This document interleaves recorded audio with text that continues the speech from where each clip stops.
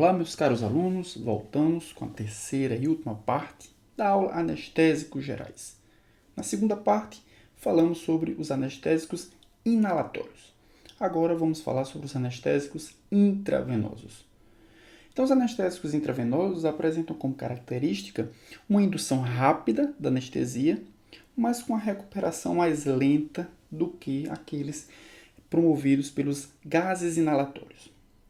Os principais efeitos indesejáveis dos anestésicos intravenosos é o risco de depressão respiratória e cardiovascular, principalmente por parte da cetamina, e náuseas no pós-operatório são efeitos comuns dos anestésicos intravenosos, principalmente relacionados pela depressão do centro do vômito. Quais são os mecanismos de ação dos anestésicos endovenosos? Então, nós temos os barbitúricos, o propofol, o etomidato e a cetamina, são os principais anestésicos endovenosos. Os barbitúricos, o propofol e o etomidato, assim como os fluranos, os anestésicos inalatórios do tipo flurano, eles aumentam a atividade, aumentam a afinidade do GABA pelos receptores GABA-A. Consequentemente, eles aumentam a entrada de cloreto no neurônio, promovendo assim uma hiperpolarização da célula. Os barbitúricos e o propofol ainda têm um segundo mecanismo de ação. Eles aumentam a atividade de receptores da glicina. Receptores de glicina são receptores do tipo inibitórios. Consequentemente, juntamente com a maior atividade dos receptores GABA-A, eles provocam uma hiperpolarização. Já a cetamina é um antagonista dos receptores NMDA. São receptores do tipo excitatório. Então, eles vão bloquear a excitação causada pelos neurotransmissores excitatórios, principalmente o glutamato. Então, vamos ver o tiopental, os barbitúricos.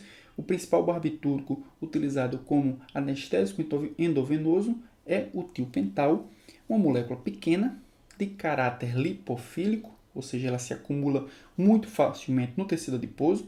Isso é um ponto importante, o acúmulo do tiopental no tecido adiposo. O tiopental ele é solúvel em água com soro fisiológico a 0,9% apenas em pH entre 10 e 11, ou seja, ele facilmente consegue se precipitar se o pH fugir desses valores. Ele causa dor e necrose tecidual se for aplicado extravascularmente. Por isso que o tiopental é um fármaco, é um anestésico aplicado exclusivamente pela via endovenosa. Produz uma rápida indução, alguns segundos para induzir anestesia, mas também produz uma recuperação muito rápida. Causa o efeito tipo ressaca. O paciente, depois de recuperado, ele fica com dores de cabeça, ele fica cansado, dores no corpo. O tiopental é indicado para indução da anestesia, então é um dos principais fármacos utilizados para indução, já que ele promove a indução em alguns segundos e também apresenta potente ação sedativa e hipnótica. Nesse gráfico, nós podemos verificar a farmacocinética do tiopental. Então, tiopental, logo que sua concentração cai no sangue, seus níveis aumentam no cérebro, pois o cérebro apresenta uma elevada perfusão. Só que nós podemos observar aqui que os níveis máximos no cérebro são atingidos rapidamente, uma vez que esse fármaco é muito lipossolúvel, esse fármaco consegue uma indução muito elevada. Entretanto, seus níveis caem rapidamente no cérebro, então a recuperação também é rápida. Após a sua saída do cérebro, os níveis de tiopental atingem concentrações máximas no músculo. O músculo é o segundo órgão a ter maior perfusão, só que é um órgão muito grande. Posteriormente, pelo seu caráter lipofílico, o tiopental é acumulado no tecido adiposo. Então, atingem concentrações bem elevadas no tecido adiposo e lá permanecem por muitas horas. Aqui nós podemos observar os níveis de tiopental após 1000 horas depois da sua administração. O propofol é outro anestésico geral endovenoso, é um anestésico que é insolúvel em água, disponível na forma de emulsão a 1%, também causa dor durante a injeção, é metabolizado rapidamente pelo fígado, então ele não causa aquele efeito ressaca, observado no tiopental. É indicado como indutor anestésico e infusão contínua produz níveis estáveis do fármaco, ou seja, ele pode ser empregado na manutenção da anestesia. E também produz um rápido retorno à consciência. O etomidato é um anestésico geral pouco solúvel em água, também causador à injeção, é metabolizado pelo fígado rapidamente, sua eliminação é principalmente pela via renal, cerca de 78% pela via renal, mas cerca de 22% é eliminado pela via biliar. É indicado como indutor da anestesia em pacientes que apresentam risco de hipotensão. Isso acontece porque o etomidato ele causa estabilidade cardiovascular, ou seja, ele não produz redução da pressão arterial e nem alterações do débito cardíaco. Então ele pode ser tranquilamente utilizado para pacientes que apresentam hipotensão. Os riscos de administração continuada se dão pela supressão na produção de esteroides pela glândula suprarrenal. Portanto, não se recomenda o uso de infusões prolongadas de etomidato, pois ele vai suprimir a ação da suprarrenal. Já a cetamina é um anestésico geral solúvel em água. Sua metabolização hepática é rápida, excretada tanto por rins como pela bile, e é indicada na indução e manutenção da anestesia em pacientes pediátricos e em procedimentos curtos, já que a metabolização é rápida, em anestesias em pacientes com risco de hipotensão e também asmáticos, já que ele causa estabilidade cardiovascular, e também ele é um dos principais anestésicos com função analgésica também. Então, muito útil na anestesia e analgesia em pacientes queimados. Suas funções no sistema cardiovascular: ele causa estabilidade cardiovascular, ou seja, ele não causa redução da pressão arterial. E alguns efeitos característicos ou típicos da cetamina é estado cataléptico. O paciente, apesar de estar anestesiado, ele permanece consciente e ele permanece com os olhos abertos.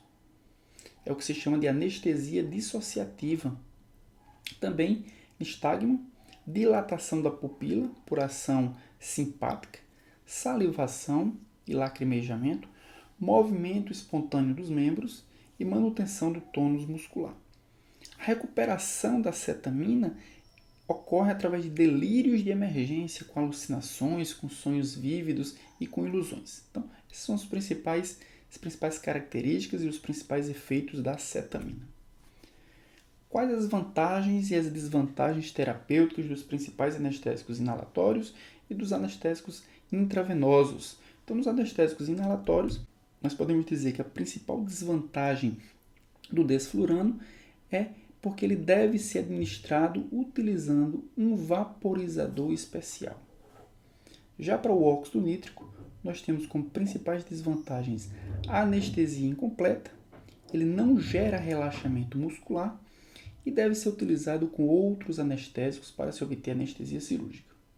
Mas como vantagens do óxido nitroso, nós temos boa analgesia, rápido estabelecimento e recuperação, e é um anestésico bastante seguro, além de não ser irritante. Então, apresenta como desvantagens reduz o fluxo sanguíneo hepático e renal, diminui a pressão arterial, sensibiliza o miocárdio à ação de catecolaminas, produz toxicidade hepática e também arritmias. Mas como vantagens, ele é melhor agente em pacientes pediátricos, causa relaxamento da musculatura lisa brônquica, bom para pacientes asmáticos. O isoaflurano tem como vantagens bom relaxamento muscular, recuperação rápida, estabilidade do débito cardíaco, não eleva a pressão intracraniana e também não sensibiliza o coração à epinefrina.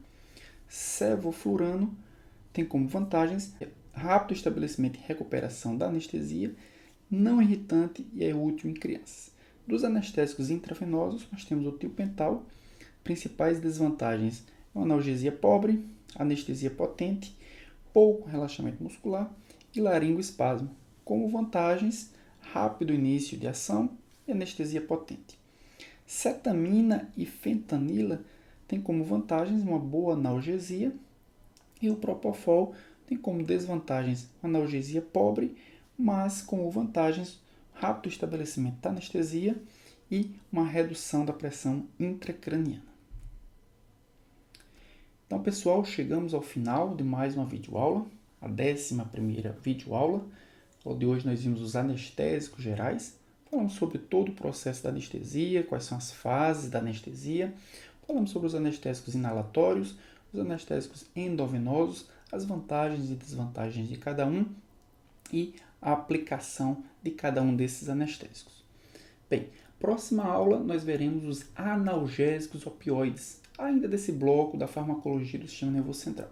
Analgésicos opioides são fármacos que reduzem a dor através de ações no sistema nervoso central.